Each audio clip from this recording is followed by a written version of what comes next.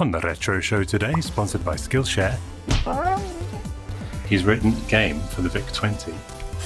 Connect. Perfect. Way.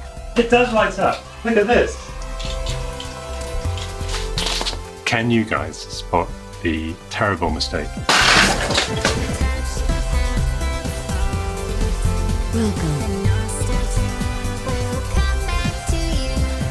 No, you don't need morphine. This is episode 14. Oh, hey Chip Dippers. Welcome to the Retro Show. Hello there. I am Obi-Wan Kenobi, and I'd like to thank you for joining us. Today we're going to be looking at some retro memes, some homebrew projects, yes, and also some of your lovely nostalgic photos, because these are the droids you're looking for. If you don't stop doing these voices, I'm going to give you a taste of Darth Maul's lightsaber. Oh wait, put your weapon! I'm not...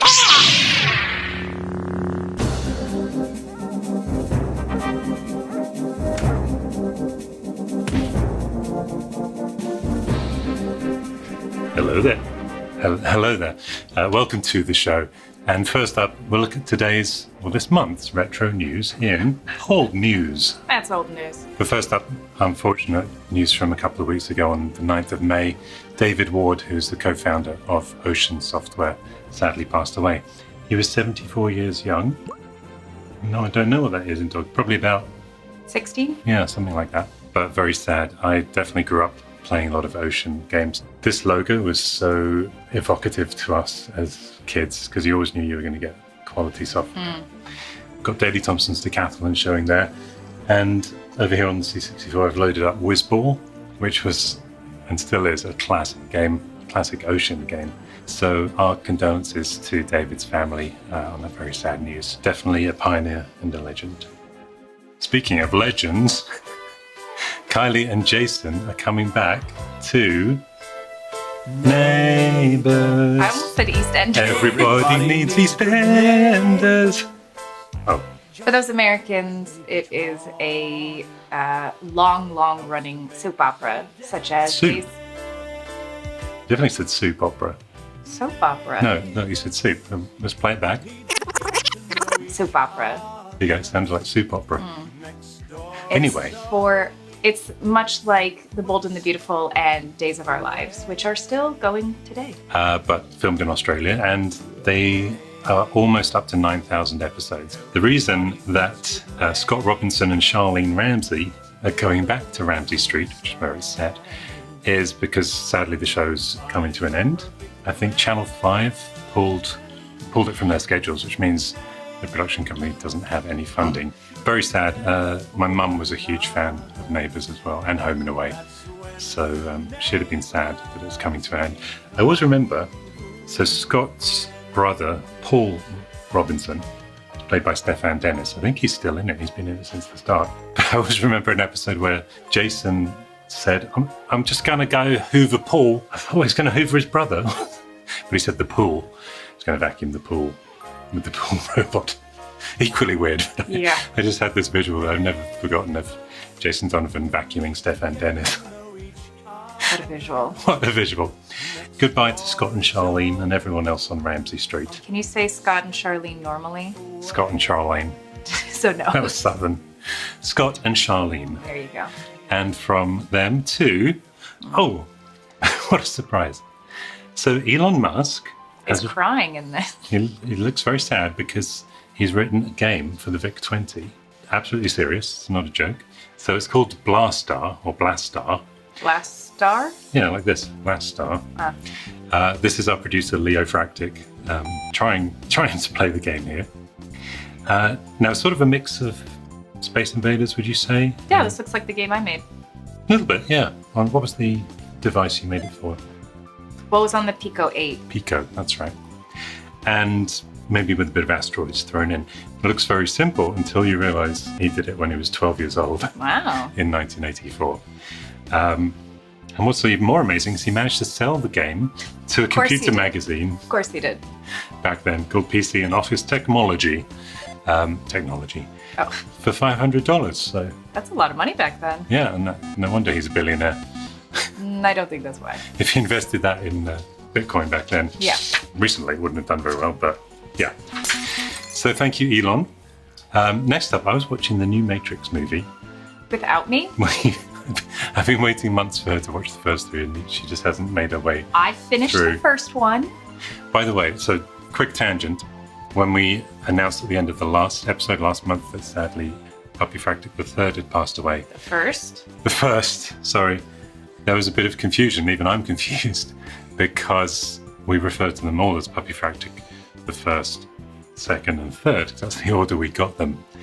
But when people commented, very sad to hear about Puppyfractic passing, other people didn't watch the whole show, I think, and then saw the comments, they thought this girl had passed. So it all got very confusing, so I think we should just use their real names. This is uni-Fractic. This is Aussie-Fractic. Getting comfortable there. And our little girl who passed away at the age of 17 was Noodle-Fractic. Noodle-Fractic. So, I hope that's clarified any confusion. But can you guys spot the terrible mistake in this scene? Let me zoom in Blade Runner style. Enhance. So I see the cassette deck, which is, I don't know if that's what you call it, but it's the cassette player. It's right over there. Yeah, Commodore 64 dataset. correct. And then I see the Apple disc. Which is over there. The discs, well, these discs look too small. That looks correct. Am I getting warm? Yeah, so basically, whoever the prop guy or girl is on this, feel free to consult with people who know how silly this is going to look. He's got a Microsoft keyboard with an Apple 5¼ inch double disk drive with 3.5 inch discs next to it in the box and a Commodore 64 dataset. Those aren't compatible. Basically, what's happened is they've gone to the prop house, thought these look like computer All things the that a computers. hacker would have. I'll pick all these and put them together. Perfect. That's the voice they have, apparently. That's perfect. Do you agree? Thank you. Thanks anyway. So I think the Matrix Resurrections needs to be resurrected, re-erected, remade. And that is it for... Old news. Yeah, that was old news. But next up, how about some hilarious retro memes? I'll see what you mean.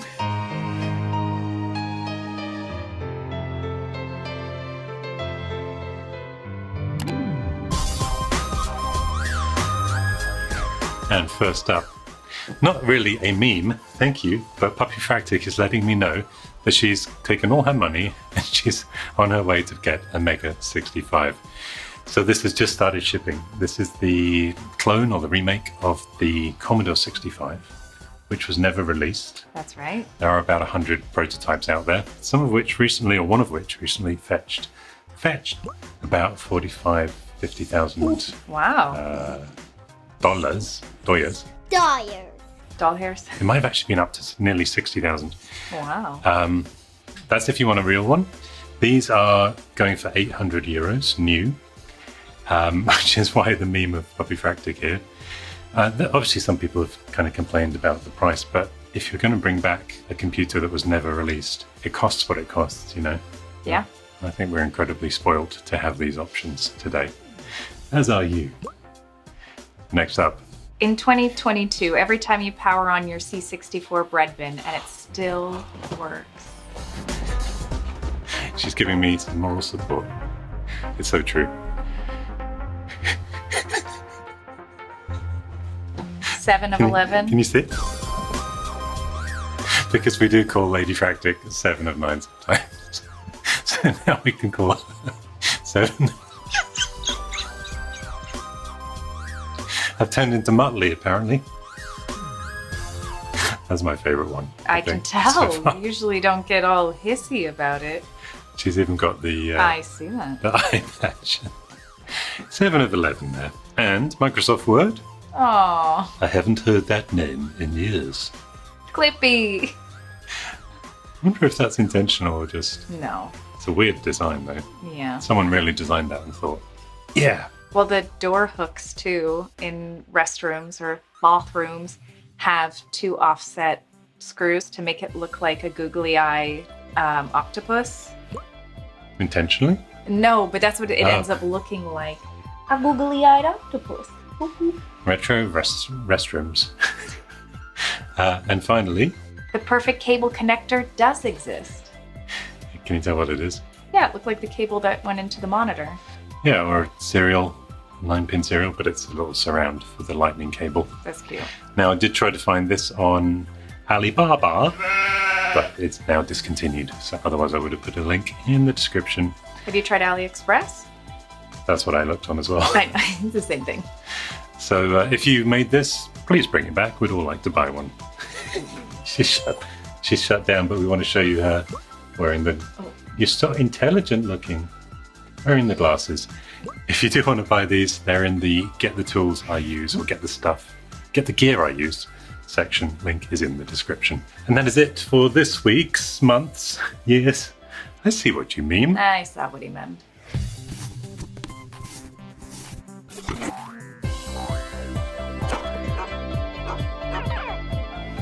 Which means it is time for some fun boxing.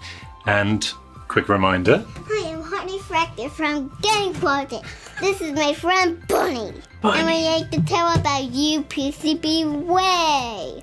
Or you could give PCBs for $5. How do you, Leofractic? Thank you, Leofractic. I do love the...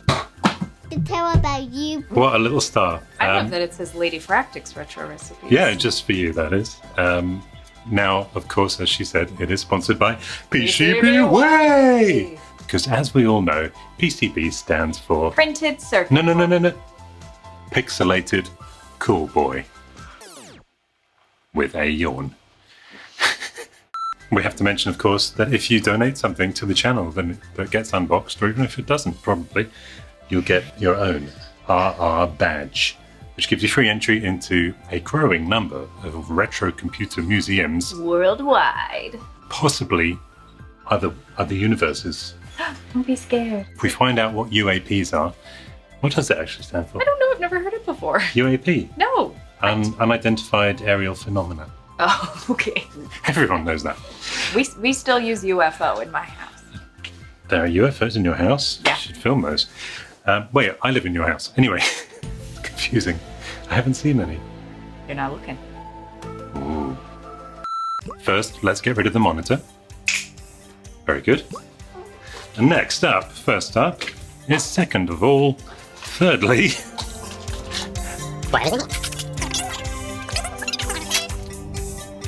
Big stretch?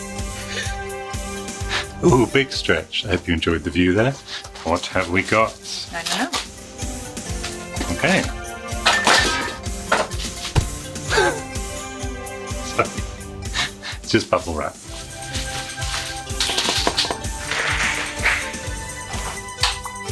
What's in the box? Oh, look. Ooh. Ooh. That looks like... Urabesh. Which is the Star Wars typeface on a chip. Now, I think I remember what this is all about. I think it's a new character ROM for the Commodore 64 Interesting. that you can swap out, and it will it'll show you Urabesh on the screen. And you can type in Urabesh. And this is from Patrick Mulholland. He says, I'd like to thank you for making your amazing videos. I'm a big fan of your work, and watching the entire Fractic family always brings nostalgia-filled smiles. Thanks to your videos on restoring and upgrading systems, I've taken an interest in creating my own... I've run out of Urabesh. Oh, it's down here. My own mods for the C64. Oh, so this actually spells out Urabesh. Oh. No, Urabesh, not O. Urabesh. That's convenient. Legends rules dictated that capital letters would be mirrored. In contrast, current canon dictates that capital letters are not mirrored, but instead are larger than the lowercase letters. Since this wouldn't be feasible on the C64, I chose to use the Legends rules. So he's setting up a GitHub repository, which should be up by the time you watch this, where you can download that font. You're going to need a 2532 chip, which is compatible with the 901.225-01, which, of course, as we all know, is the character ROM. Of course. And you can flash onto the 2532 your own Urabesh font. Let me know if any of you do that, then you can truly be a chip dipper. Lands on the dog. Let's put this carefully to one side. Sorry, Patrick. And from Patrick to hat tricks. That would have worked if this was the third, but it's the second item. It's a hat trick of Like in football, real football. soccer. Yeah, football. Hat trick is when, say, someone scores 3 goals in one game. Oh. That's the hat trick for uni-fractic. We call that a turkey in bowling. If you get 3 strikes, it's a turkey. It's terrible. I have misophonia, which is a hatred of certain sounds. You hate turkeys? I didn't say Rude. tastes.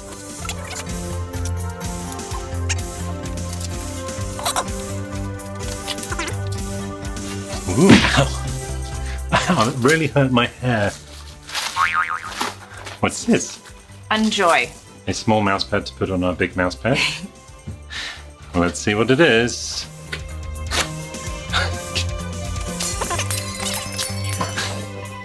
Here we go. Aha!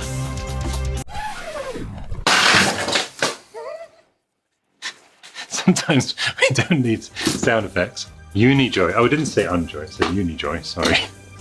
Unjoy would be the opposite of joy, wouldn't it? I don't know what it is. Can you guess? No. With a name like Joy? Joystick? Okay, ready? Yeah. Drum roll, please. That's the Ta-da! That's the anti-misophonia drum roll. You hit me in the butt. Ooh! Oh wow! Could this be? By the way, this is from Jaroslaw Pariska, and he has sent us his creation. Now, there's a lot of USB joysticks being made today, but this is a real 9-pin Atari format joystick Nice. for retro computers that's being made today. This feels, wow, this feels amazing. It's like a flight stick or something. Feel this. Oh, It's pretty good action, huh? yeah. So obviously micro-switched as well. Very cool. Look at that, brand new joystick for old computers. Does it light up, do we think? Maybe the buttons do? Let me just plug it into the Commodore, see what happens. It does light up! Look at this! Whoa. These are maze balls. Oh, wait, it's changing colours? Yes. I know you couldn't see the first 3. Perks of being colourblind. It's a maze ball. It went red into green and he can't see either of those. Hello guys, I've got a brand new 9-pin Atari joystick with LEDs that glow and change colour. Hold that. Okay. That's very cool. Push fire to start. This is pre-release by the way, so if there's no music, that's why. Wow. It's also very flashy. It's probably not designed for NTSC. This feels fantastic. Well, we'll leave that there running. Thank you so much, Jaroslaw. And from this unconventional position in the studio, I think that's the end of Unboxing.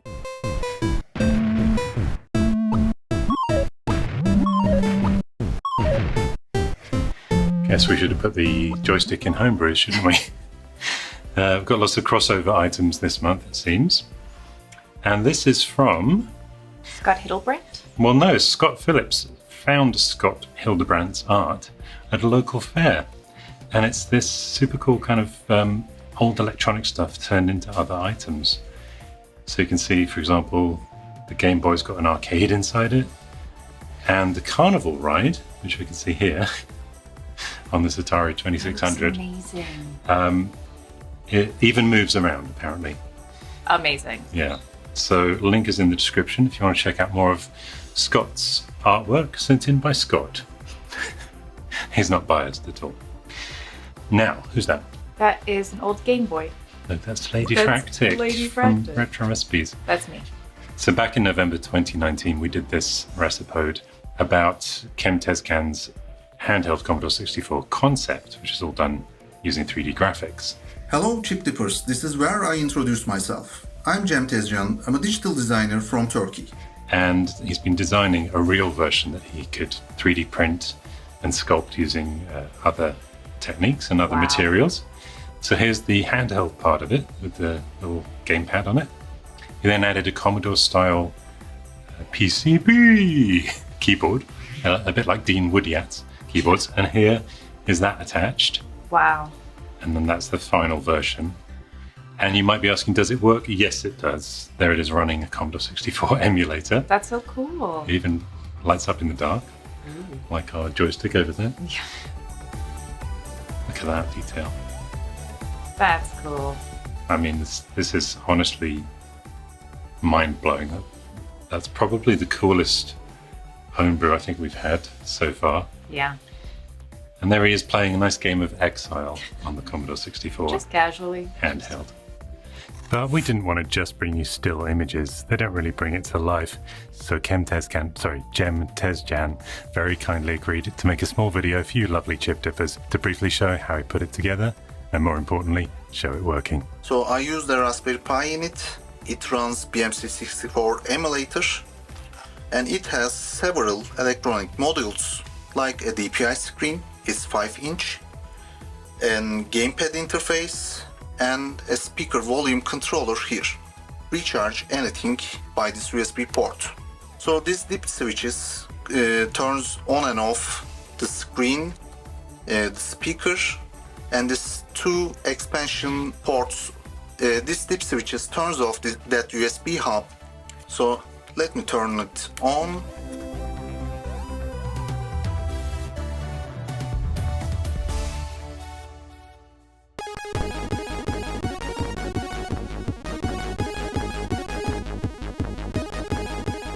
So the secondary module is this.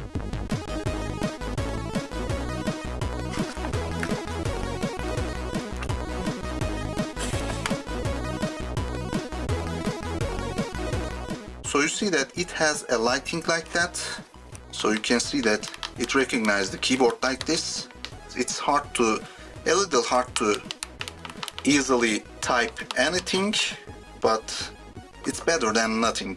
I didn't design it, a friend of mine did, and you can see the link to order this kind of keyboard through PCBWay. Let's load a game by Shift and Run Stop to run the load command. I'm switching to the emulator menu, and from there I attach a tape image, Spellbound DZ. And from there, I'm navigating to the dataset controller interface. Press play on the tape. I assigned the warp, which means the speeding up the emulation, to this button. And if I press it, it will be much faster than the normal loading time.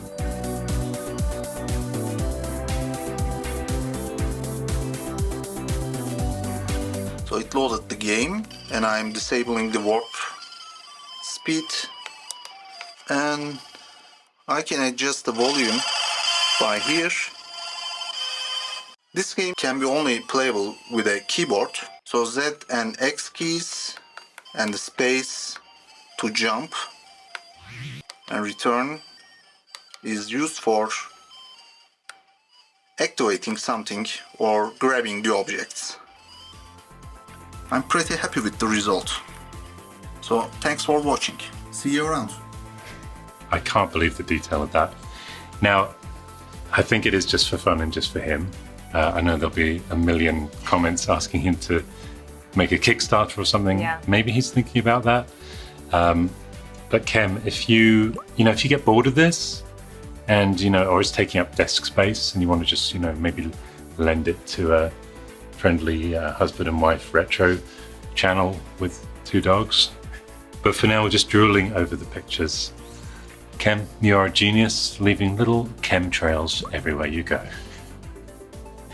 He's posted a guide on his ArtStation, and of course, as always, where's the linky? In the description box below. below, not below this table, but below the video, which is below the table.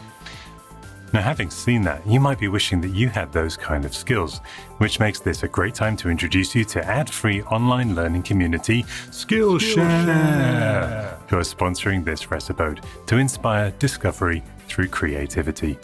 Now, I think we all have things we wish we knew, but don't really want the rigmarole of joining an online college or such like, which is why I was genuinely surprised by how, in less than a minute, Skillshare had me learning about things I'd always wanted to explore for future YouTube video creation, like this ASCII art class by Harbour Bickmore, in really easy to digest and clearly explained steps. I recommend Skillshare whether you're just looking for personal growth, a class for some relaxation, or to level up your skills for your business or just a side hustle. There's thousands of classes for almost anything you can imagine, so invest in yourself and your personal growth by joining Skillshare. The first 1,000 people to use the special link in my description will get a 1-month free trial. You're welcome. And next up, as if we could ever beat that, we can't beat that because that's the end of the segment. That's it for home news, brews, old brews. That's it for Homebrews. Now, would you like a nice tasty bowl of nostalgia flakes?